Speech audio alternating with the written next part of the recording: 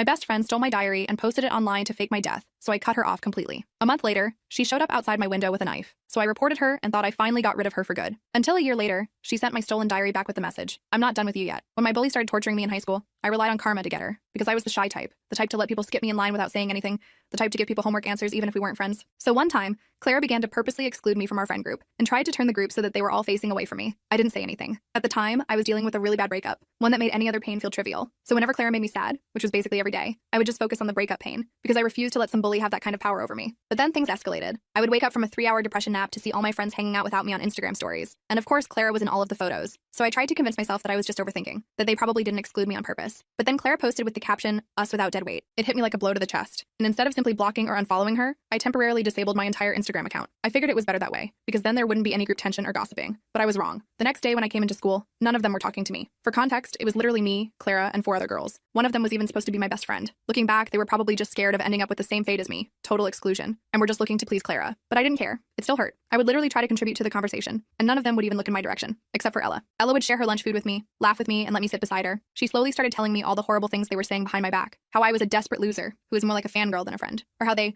wouldn't be surprised if I ended up as a homeless woman on the street in 5 years. Naturally, my next pattern of thought was what Ella was saying during these conversations, but she swore that she would always defend me, which is why she's been getting ignored too. Well, I myself never noticed that, but I took her word for it because she was my only friend. For the next few weeks, we did everything together. FaceTime every day, wore matching outfits sometimes, never missed a good morning or good night text to each other. I really thought she was a true friend, especially since she had blocked Clara and the rest of her little Paw Patrol. But then things took a turn. One night after sleeping over at my house, I told Ella she'd have to go to school without me, because I felt sick. But when I woke up a few hours later, I was hit with a lot worse than just a throbbing headache and sweaty fever. It was pictures of every page of my diary plastered all over my feed. I immediately shot out of bed and realized my diary wasn't where I left it. And when I went to text Ella, I saw that she had blocked me on everything. I buried my face in my hands. Literally everyone I followed from my school had posted a page of it on their story, some captioned with "Chronicles of an effing loser," others just decorated with stupid gifs. I immediately began to cry my eyes out. So much so that after just 2 minutes, I could hear my older sister stomping up the stairs. I expected her to call Clara's mom, or call the school, but she didn't. Instead, she wanted to fight fire with fire. She grabbed my phone, unblocked Clara, and texted her. I didn't even know what she had said until she already sent the message. It read, "This is OP's sister. She has passed away and left a note with your name. It says you had something to do with this. Can you let me know what's going on?" She was typing for almost 20 minutes and didn't say anything. In just 2 hours, every photo of my diary was deleted. I stared at my older sister Tara, my heart hammering against my ribs. How exactly am I supposed to come back from the dead? The words felt hollow in my throat. "We'll stage your return carefully," she said, pacing my room with a determined glint in her eyes. "First,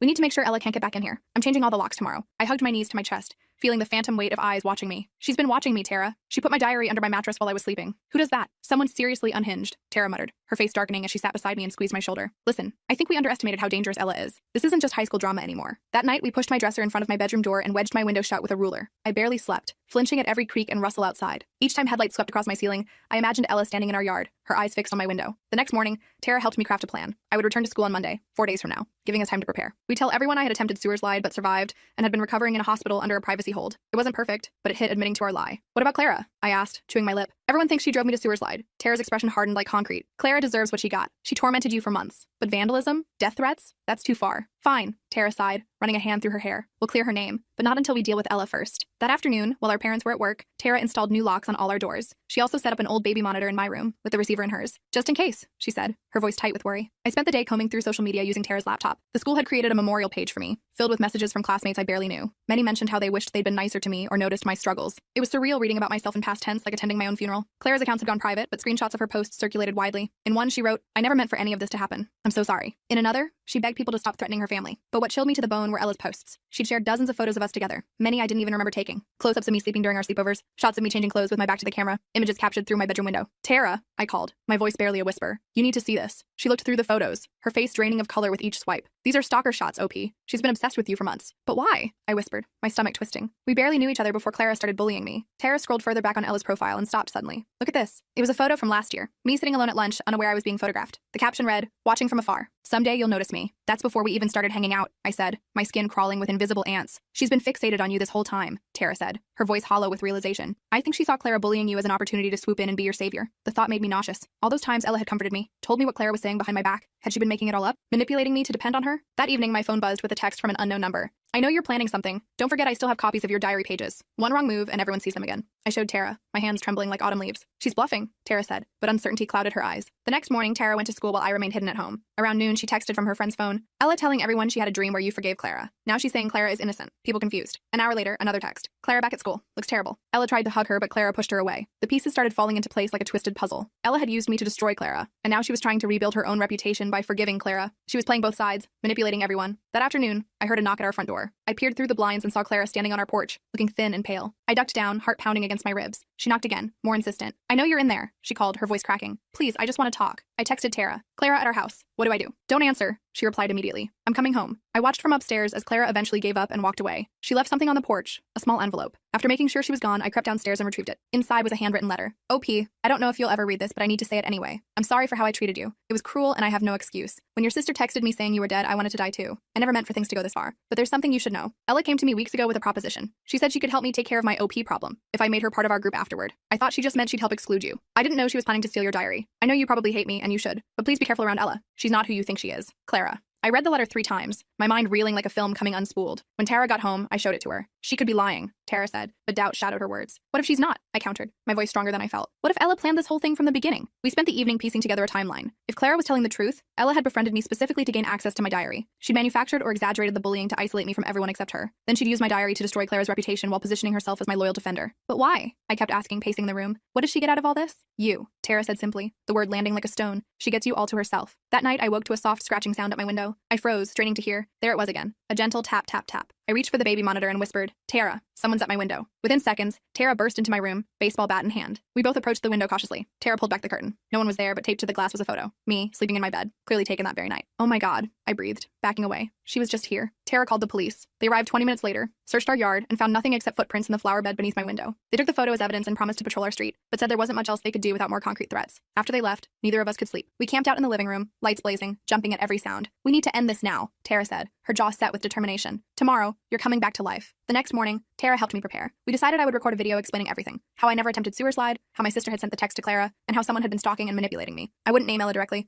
but I'd share enough that people would figure it out. Just as we finished recording, Tara's phone buzzed with a text from her friend Brian. Emergency assembly called at school. Principal announcing OP didn't die. Says she's been in psychiatric hospital. Parents just informed school. I stared at Tara, confusion washing over me. Our parents know? She shook her head, looking as bewildered as I felt. I didn't tell them anything. Another text from Brian. Ella on stage with principal. Says she's been visiting OP in hospital. Says OP asked her to clear Clara's name. She's taking control of the narrative, Tara realized, her eyes widening. She's bringing you back on her terms. My phone suddenly lit up with notifications. Dozens of texts and calls flooding in. Somehow my number had been unblocked and shared. I'm so glad you're okay. Why didn't you tell us you were alive? We were all so worried. And then one from Ella. I saved you. Again. Now everyone knows Clara is innocent. You owe me. See you soon, bestie. I showed Tara, my hands shaking. This is insane, she muttered, scrolling through the messages. She's completely rewriting reality. We decided to accelerate our plan. Instead of waiting until Monday, I would go to school tomorrow. Tara would stay by my side the entire day. We'd release our video tonight, getting ahead of Ella's version. But when we tried to upload it, my social media accounts wouldn't let us log in. The passwords had been changed. How is this possible? I cried, frustration burning behind my eyes. I haven't even been online. Tara tried her accounts next, but they were locked too. Somehow, Ella had gained access to both our social media profiles. She must have installed spyware when she was in our house, Tara realized, her face paling. She's been watching everything we do. That night, we received an email from an anonymous address. The subject line, one last chance. The body contained only a video file. With trembling fingers, I clicked play. The video had been filmed during Ella's sleepover, showing me sleeping, unaware of being recorded. The camera panned around, showing my diary on the nightstand, my clothes in the closet, my medications in the bathroom. Then Ella's face appeared in frame, smiling with unsettling intensity. I know you'll try to expose me, she whispered to the camera. Don't. I've worked too hard for this. We're going to be best friends forever, OP. Just you and me. No Clara, no Tara, no one else. The video ended with her placing something under my pillow, while I slept right next to her. That's it, Tara said, grabbing her keys. We're not staying here tonight. We packed overnight bags and drove to our cousin Anthony's apartment across town. He was confused, but let us crash on his couch without too many questions. Neither of us slept much, every sound making me flinch. The next morning, we drove straight to school. I felt like I might throw up as we pulled into the parking lot. Students were already staring, pointing, whispering. News of my resurrection had spread like wildfire. Stay close to me, Tara murmured as we walked toward the entrance. The hallways fell silent as I passed. Some students looked shocked, others relieved, a few suspicious. I kept my head down, avoiding eye contact. Then I heard her voice, honeyed and false. OP, you're here! Ella rushed toward me, arms outstretched for a hug. I instinctively stepped back, bumping into Tara. Don't touch her, Tara warned, stepping between us. Ella's smile didn't waver, but her eyes hardened to flint. I've been so worried about you. Why didn't you tell me you were coming today? I would have prepared everyone. Prepared them for what? I asked, finding my voice. For your return, silly. Everyone's been so confused. First you were dead, then you were in the hospital. I've been trying to keep your story straight. My story? I repeated, anger finally breaking through my fear. You know, about your sewer slide attempt. How Clara pushed you too far. But it's okay. I've forgiven her for both of us. She reached for my hand. Come on, let's go to the principal's office. He wants to see you. I pulled my hand away. I'm not going anywhere with you.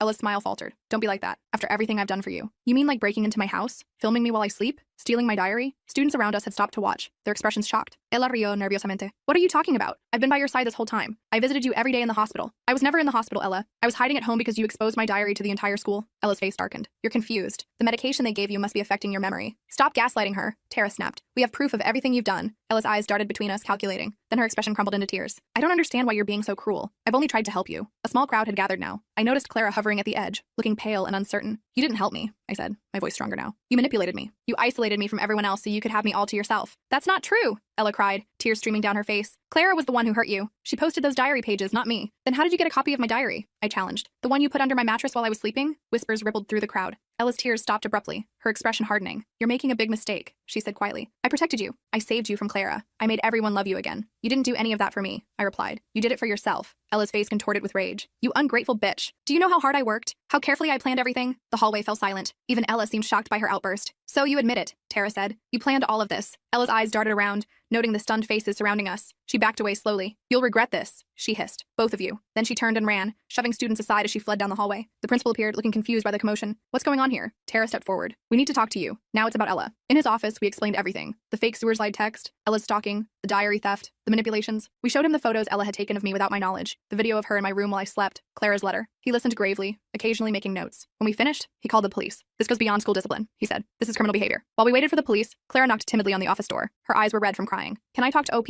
Alone? Tara looked ready to object, but I nodded. It's okay. When we were alone, Clara couldn't meet my eyes. I'm so sorry, she whispered. For everything. I got your letter, I said. She nodded. I meant every word. I was horrible to you, and I'll regret it for the rest of my life. But I swear I didn't know what Ella was planning. When did she approach you? I asked. About 2 months ago. She said she noticed how annoyed I seemed with you and offered to help solve the problem. I thought she just meant she'd distract you so you'd stop trying to hang out with us. Clara wiped away a tear. I never thought she'd steal your diary or fake your death. Why did you agree to her plan at all? I asked, the hurt still fresh. Clara looked ashamed. Because I was jealous of you. You were always so nice to everyone. So genuine. People liked you for you. I had to manipulate people to like me. When Ella suggested I exclude you, it felt powerful. I know that's awful. I didn't know what to say. Part of me wanted to forgive Clara, but another part couldn't forget how she'd made me feel. I don't expect you to forgive me, she continued. I just wanted you to know the truth, and to warn you. Ella is dangerous, more than you know. What do you mean? Clara hesitated. After your death, she came to my house. She said if I ever told anyone the truth, she'd make sure I joined you. She described exactly how she'd do it. Make it look like I culled myself out of guilt. Clara shuddered. The way she said it, she wasn't bluffing. A chill ran down my spine. Did you tell the police? I tried. They didn't take it seriously. They thought I was trying to deflect blame. Our conversation was interrupted by a commotion outside. We hurried into the hallway to find police officers speaking with the principal. Tara rushed over to me. They can't find Ella, she explained. She's not in the building. What about her home? I asked. Officers are headed there now, the principal said. In the meantime, I think you should go home. OP. For your safety. As Tara drove me home, I kept checking over my shoulder, half expecting to see Ella following us. What happens now? I asked. The police will find her, Tara assured me. They're taking this seriously. But when we arrived home, I knew immediately something was wrong. The front door stood slightly ajar. Stay in the car, Tara ordered, pulling out her phone to call 911. I locked the car doors, watching as Tara cautiously approached the house. She peered inside, then quickly backed away, returning to the car. Someone's been inside, she said, her voice tight. Your room is trashed. We waited in the car until police arrived. They searched the house thoroughly before allowing us inside. My bedroom had been destroyed, clothes ripped from hangers, mattress slashed open, mirror shattered. Written on the wall in what looked like lipstick were the words, "You chose this." The police took photos and filed a report, promising to increase patrols in our neighborhood. They advised us to stay elsewhere until Ella was found. Where can we go? I asked Tara once the police had left. She knows about Anthony's place. Tara thought for a moment. I have a friend, Savannah, who's studying abroad this semester. Her apartment is empty, and I have her spare key. Ella no sabe sobre Ella. We packed essential items and left a note for our parents explaining the situation. As we drove to Savannah's apartment, I felt a weight lifting. For the first time in weeks, I felt like I could breathe. The apartment was small but cozy, located in a secure building with keycard access. We ordered takeout and tried to relax, though I still jumped at every sound. Do you think they'll find her? I asked as we ate. They have to, Tara said. She can't hide forever. That night I slept fitfully, dreaming of Ella standing over my bed, watching me sleep. I woke several times, heart pounding, convinced I'd heard something. In the morning, Tara received a call from the police. Ella hadn't returned home. Her parents were cooperating but seemed genuinely confused by the accusations. They claimed Ella had always been a model student with no behavioral issues. Days passed with no sign of Ella. I attended school under the watchful eye of Tara or a designated teacher. Students gave me a wide berth, unsure how to act around someone who had returned from the dead. The story of Ella's obsession had spread, turning the previous sympathy for her into fear and disgust. Clara kept her distance, though she'd occasionally offer a small smile or nod in the hallway. I wasn't ready to forgive her, but the burning anger had subsided. A week after Ella's disappearance, I received a package at school. No return address, just my name and familiar handwriting. The main office called me down, having already x-rayed it for safety. It's just papers, the secretary assured me. With trembling hands, I opened the package. Inside was my diary, the original, not the copy Ella had planted. Along with it was a note. I'm not done with you yet. This was just the beginning. See you soon, bestie. E. I dropped the diary like it was on fire. The secretary called the police while I called Tara, my hand shaking so badly I could barely hold the phone. The police traced the package to a post office 2 towns over, but the security footage showed a middle-aged man mailing it. Clearly someone Ella had paid to send it for her. That night at Savannah's apartment, Tara and I double-checked all the locks and windows. We were discussing whether to move again when my phone chimed with a text from an unknown number. Look outside your window. My blood ran cold. I showed Tara, who immediately turned off all the lights and cautiously approached the window. She peered through a crack in the blinds, then quickly stepped back. There's someone in a car across the street, she whispered. I can't see who it is. We called the police, who arrived within minutes. They found the car empty, though the engine was still warm. On the windshield was a note. Nice try. She found us, I whispered, panic rising in my throat. How did she find us? The police advised us to pack our things immediately. We'll escort you somewhere safe, the officer said, his hand resting on his holster as he scanned the street. Where can we even go? I whispered to Tara as we hastily stuffed clothes into our bags. She keeps finding us. Tara's face was grim. I think I know how she's doing it. She grabbed my phone and popped off the case, examining it closely. After a moment, she held up a tiny black disc barely larger than a button battery. Tracker, probably in all our stuff. My stomach dropped. She's been listening to everything? No, just tracking location. But that's bad enough. Tara crushed the device under her heel, then methodically began checking our other belongings. She found another tracker in her laptop bag, and one sewn into the lining of my favorite hoodie. The officer whistled low when Tara showed him. This is beyond typical stalking behavior. We need to get you both into protective custody until we find this girl. That night, we stayed at a motel under police protection. Our parents joined us, finally understanding the severity of the situation after seeing the trackers. Mom kept hugging me randomly, her eyes wet with tears. Dad paced the small room, making angry calls to the school board about their failure to protect students. I barely slept, jumping at every sound outside our door. Around 3 a.m., my phone lit up with a text from another unknown number. Found you again. Sweet dreams. I showed the officer stationed outside our door. Within minutes, the entire motel was being searched, but they found nothing. No sign of Ella, no suspicious vehicles, just the lingering certainty that she was watching us somehow. The next morning, Detective Reed arrived to interview me again. She was a sharp-eyed woman with close-cropped gray hair who specialized in stalking cases. We need to understand her patterns, Reed explained, setting up a recording device. The more we know about your interactions with Ella, the better chance we have of predicting her next move. I spent hours recounting every detail I could remember about my friendship with Ella, when we met, what we talked about, any strange behaviors I might have overlooked. As I spoke, patterns emerged that seemed obvious in hindsight. She isolated you systematically, Reed noted. First from Clara and your friend group, then from other potential friends. And finally, she tried to separate you from your sister. Classic predatory behavior, the other detective added. She created a problem so she could position herself as the solution. That afternoon, the police received a promising lead. A gas station attendant had recognized Ella from the alerts and reported seeing her early that morning. Security footage confirmed it was her, though she dyed her hair black and was wearing glasses. We're closing in, Reed assured us. In the meantime, we're moving you to a safe house. No electronics allowed. They're too easy to track. The safe house was a small cabin about an hour outside town. 2 officers remained with us at all times,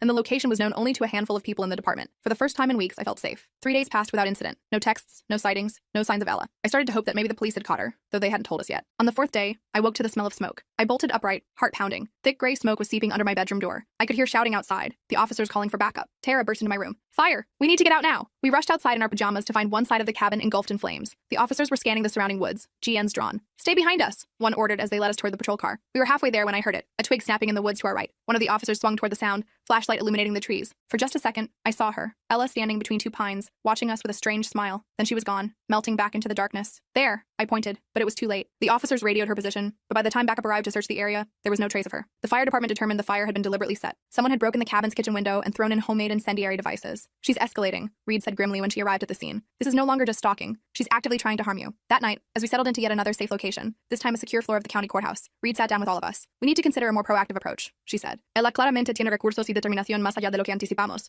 She's going to keep coming until she gets what she wants. Which is what? My father demanded. What does this girl want with my daughter? Reed looked at me. Based on her pattern, she wants complete control over OP, to be her only friend, her whole world. And now that she can't have that, she'd rather see me dead. I finished quietly. We can't just keep running, Tara said. She'll keep finding us. Reed nodded, which is why I'm proposing a controlled confrontation. On our terms, not hers. The plan was risky but made sense. We would leak information about me returning to school, making it appear that the police protection had ended. The school would be filled with undercover officers, and I would be wearing a wire. The hope was that Ella would approach me, incriminate herself, and be arrested on the spot. My parents hated the idea, but eventually agreed it was better than living in hiding indefinitely. I was terrified, but determined. I wanted my life back. 2 days later, I walked through the front doors of school for the first time in nearly 2 weeks. Students stared and whispered as I passed. The weight of the wire taped to my chest felt obvious, though Reed had assured me it was undetectable. Just act natural, she had coached. Go to your classes, eat lunch in the cafeteria. If Ella approaches you, keep her talking. Get her to admit to what she's done. The morning passed without incident. By lunchtime, I was a bundle of nerves, jumping at every sound. I sat alone in the cafeteria, picking at my food and scanning the room constantly. That's when Clara approached, sliding into the seat across from me. Hey, she said softly. Can I sit here? I nodded, too tense to speak. Clara leaned forward. I heard you were back. Are you okay? Not really, I admitted, but I'm trying to be. She nodded, understanding in her eyes. I know it doesn't mean much, but I really am sorry. For everything. I studied her face, searching for any sign of deception. All I saw was genuine remorse. I believe you, I said finally. I'm not ready to be friends again, but I don't hate you anymore. Clara gave a small, sad smile. That's more than I deserve. As we talked, I gradually relaxed. Maybe this was part of moving forward, learning to trust again, cautiously. After lunch, I headed to my locker to grab books for my afternoon classes. The hallway was nearly empty, most students already in their rooms. As I spun my combination lock, the hair on the back of my neck stood up. Someone was watching me. I turned slowly, expecting to see an undercover officer. Instead, Ella stood at the end of the hallway, her newly black hair pulled back in a ponytail. She looked thinner, her eyes sunken with dark circles beneath them. Hello, bestie, she said, her voice eerily calm. Miss me? My heart hammered against the wire on my chest. I glanced around, looking for the officers who were supposed to be monitoring me. Where were they? What do you want, Ella? I asked, trying to keep my voice steady. She took a step closer. I want what I've always wanted. You and me, together. Best friends forever. Her smile didn't reach her eyes. But you ruined that, didn't you? You chose them over me. You stole my diary, I said. You broke into my house. You set fire to the cabin. Those aren't things a friend does. I did those things to protect you, she snapped, her calm facade cracking. Clara was poisoning everyone against you. I had to show them who she really was. By humiliating me? By posting my private thoughts for everyone to see? Ella waved dismissively. A necessary sacrifice. And it worked, didn't it? Everyone turned against Clara. They all felt sorry for you. I made them love you. No, you made them pity me. And then you tried to kill me. I would never hurt you,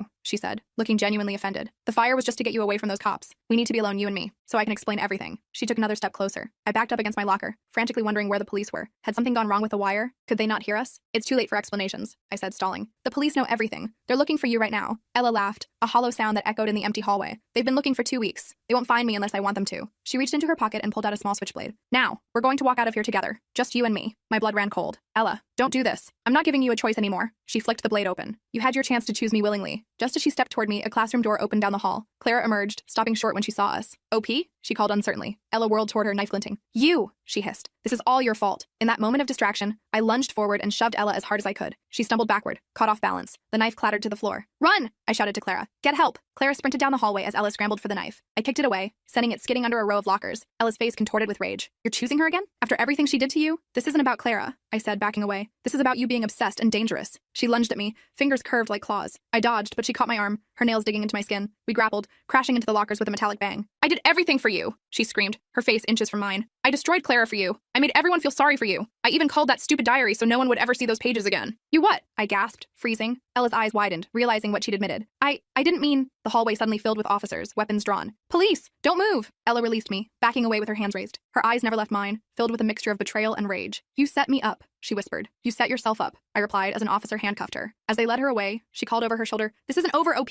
I'll always find you. Always. The aftermath was a blur of statements and evidence collection. The wire had worked perfectly. They had every word of Ella's confession. Combined with the evidence from the cabin fire and the trackers, she was facing serious charges. The prosecutor was confident she would be institutionalized for a long time. In the weeks that followed, I slowly reclaimed my life. The story of Ella's obsession and Clara's bullying had transformed the social dynamics at school. People who had once ignored me now smiled in the hallways. Those who had mocked my diary pages now looked ashamed when I passed. Clara and I weren't friends again, but we had reached an understanding. Sometimes we'd nod to each other in the hallway, or exchange a few words before class. It wasn't forgiveness exactly, but it was something like peace. One afternoon, about a month after Ella's arrest, I found myself alone in my bedroom for the first time since everything had happened. I sat on my bed, looking around at the space that had once felt violated by Ella's presence. My parents had repainted the walls and replaced the furniture, trying to erase all traces of that night. I opened my desk drawer and pulled out a new diary, a gift from Tara. The cover was plain black leather, unmarked except for a small silver lock. For a long time, I just held it, running my fingers over the smooth surface. Then I took a deep breath, opened to the first page, and began to write.